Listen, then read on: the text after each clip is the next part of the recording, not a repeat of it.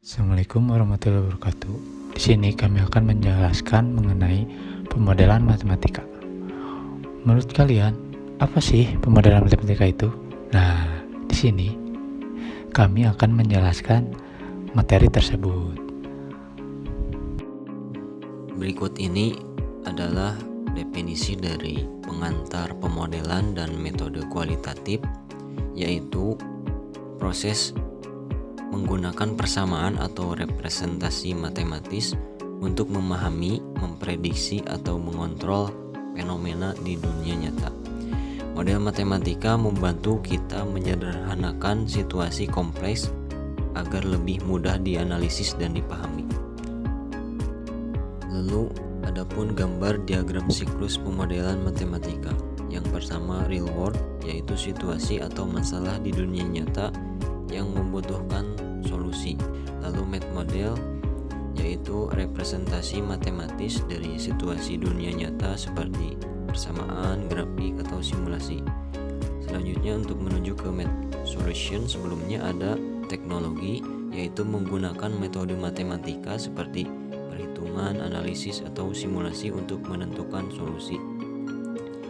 Diagram ini menggambarkan bagaimana siklus pemodelan matematika dimulai dari masalah dunia nyata diterjemahkan ke dalam model matematika dan diselesaikan menggunakan teknik matematika, lalu dikomunikasikan kembali untuk membantu memahami atau menyelesaikan masalah tersebut. Fungsi matematika model. 1.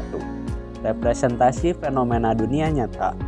Model matematika digunakan untuk menggambarkan situasi dunia nyata seperti pertumbuhan populasi, hukum fisika, dinamika ekonomi, dan interaksi biologi. Misalnya, hubungan predator mangsa. 2. Prediksi dan analisis. Membantu memprediksi hasil berdasarkan parameter tertentu, misalnya, menghitung suhu ruangan dalam waktu tertentu. 3. Menyediakan alat untuk menganalisis dampak dari perubahan pada sistem tertentu, seperti kenaikan suhu atau penurunan sumber daya. 4. Pemahaman konsep. Dengan memformulasi model, kita dapat memahami bagaimana suatu sistem bekerja dan bagaimana variabel-variabelnya saling berhubungan. 5. Penyederhanaan sistem kompleks. Dengan membuat model, masalah yang kompleks dapat disederhanakan menjadi bentuk yang lebih mudah dipahami dan dihitung. Terakhir, pengambilan keputusan digunakan untuk membantu membuat keputusan yang lebih baik berdasarkan simulasi dan hasil model. Misalnya, menentukan kebijakan lingkungan atau jadwal produksi. Selanjutnya, di sini saya akan menjelaskan fungsi pendekatan kualitatif. Fungsi pendekatan kualitatif ini terdapat beberapa bagian. Yang pertama itu pemahaman awal. Maksudnya, pendekatan ini memungkinkan kita untuk memahami pola atau tren umum dalam suatu sistem tanpa harus menemukan solusi matematis yang spesifik. Poin selanjutnya adalah analis situasi tidak terdefinisi. Maksudnya, ini berguna dalam kasus di mana model terlalu sulit untuk diselesaikan secara analis, seperti sistem non-linear atau dengan banyak variabel. Selanjutnya ada penggunaan alat teknologi.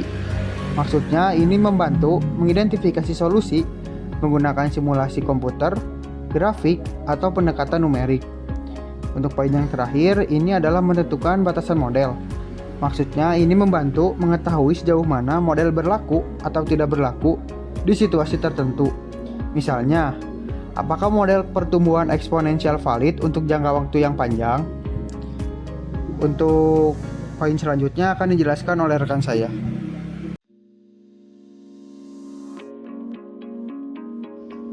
Langkah-langkah menggunakan metode pemodelan. Yang pertama, tentukan variabel dan konstanta yang relevan. Yang kedua, susun persamaan berdasarkan fenomena dunia nyata. Lalu yang ketiga, pecahkan persamaan menggunakan metode analitik, integrasi, diferensiasi. Lalu, kita mengidentifikasi masalah. Tentukan masalah atau fenomena yang akan dimodelkan. Lalu yang kedua, formulasi model. Gunakan hukum fisika, prinsip kimia, atau aturan ekonomi untuk menuliskan persamaan matematika. Pastikan semua variabel dan parameter didefinisikan. Berikutnya kita masuk ke contoh soal nomor 1. Di sini kita mempunyai model untuk menghasilkan suhu Fahrenheit dari suhu Celcius. Dalam hal ini, kita mempunyai permasalahan bahwa soal yang ditanyakan ialah suhu Celcius. Sehingga kita perlu merubah model atau persamaan yang telah diberikan menjadi formulasi model yang akan kita gunakan. Sehingga didapatkanlah suatu model matematika dari soal contoh nomor 1 ini, yaitu TC sama dengan TF dikurang 32 dibagi 1,8. Berikutnya kita masuk ke jawaban. Di sini terdapat proses dari menghasilkan suatu model matematika sebelumnya. Jadi sehingga kita masukkan saja nilai soal, yaitu temperatur Fahrenheit sama dengan 45 derajat Fahrenheit dikurang 32 dibagi 1,8, sehingga menghasilkan 13/1,8 dan hasil akhirnya 7,2 derajat Celcius. Selanjutnya kita masuk ke nomor 2. Sebuah benda dengan massa 10 kg bergerak di atas permukaan datar dengan gaya 50 Newton yang bekerja padanya. Jika gesekan antara benda dan permukaan dapat diabaikan, tuliskan model matematika dan tentukan percepatan yang dialami benda. Diketahui F sama dengan 50 Newton, masanya 10 kg. Yang ditanyakan model matematika dan percepatan yang dialaminya. Kemudian karena berkaitan dengan gaya dan juga terdapat massa dari suatu benda, kita gunakan hukum Newton kedua, yaitu F sama dengan M dikali A. Sehingga karena tadi yang ditanyakan yaitu percepatan suatu benda,